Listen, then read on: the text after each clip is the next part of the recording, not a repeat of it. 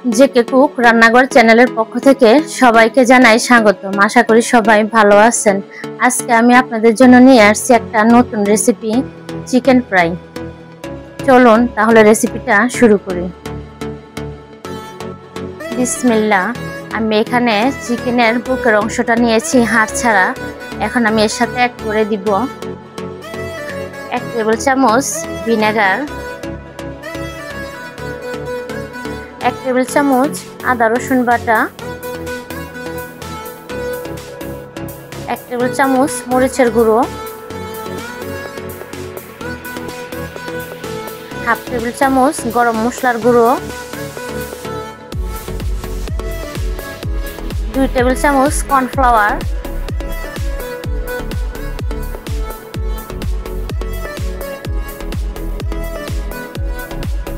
1 table চামচ soya sauce. Soya সসে লবণ থাকে, এই জন্য লবণের পরিমাণটা বুঝে দিতে হবে।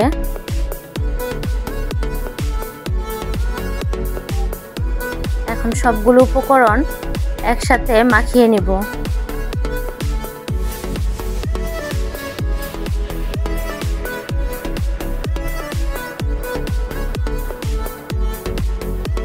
এখন আমি 30 মিনিটের জন্য রেস্টে রেখে দিব। এখন আমি একটা মিশ্রণ তৈরি করে নিব। এখানে 1 কাপ ময়দা নিয়েছি, 1/2 কাপ কর্নফ্লাওয়ার,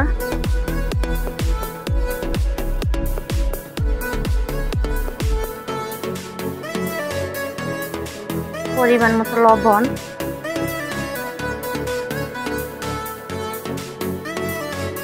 1/2 টেবিল চামচ গরম মশলার গুঁড়ো,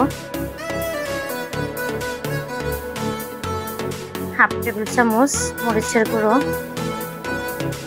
এখন আমি সবগুলো উপকরণ ভালো করে মিশিয়ে নিব।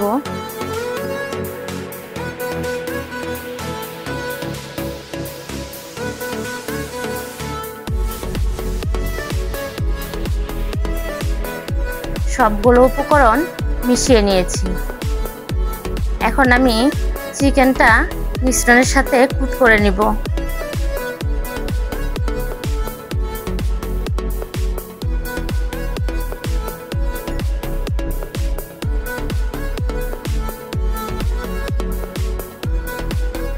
এভাবে চেপে চেপে ময়দার মিশ্রণের সাথে ভালো করে কুট করে নিব। এভাবে একটু ঝেড়ে এক্সট্রা যে ময়দাটা থাকে এটা ফেলে দিব। একে একে সবগুলো চিকেন আমি মিশ্রণের সাথে মাখিয়ে নিয়েছি। এখন আমি এগুলো ভেজে নিব।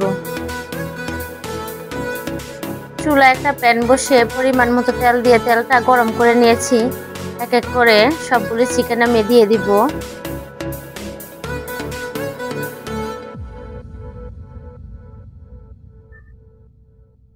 চুলার আঁচটা মিডিয়াম আঁচে রেখে ভাজতে হবে। এক পিঠ ভাজা হয়ে গেছে, এখন আমি সবগুলো উল্টিয়ে দিব। ভাজা হয়ে গেছে, এখন আমি নামিয়ে নিব। সবগুলো চিকেন ফ্রাই ভেজে আমি পরিবেশন করে নিয়েছি। দেখুন মাশাআল্লাহ কত সুন্দর লাগতেছে। আমার রেসিপিটি যদি ভালো লাগে আমার চ্যানেলটি সাবস্ক্রাইব করবেন, লাইক কমেন্ট শেয়ার করবেন। ফিরে আসছি আবার কোনো নতুন ভিডিওতে। সবাই ভালো থাকবেন। আসসালামু আলাইকুম।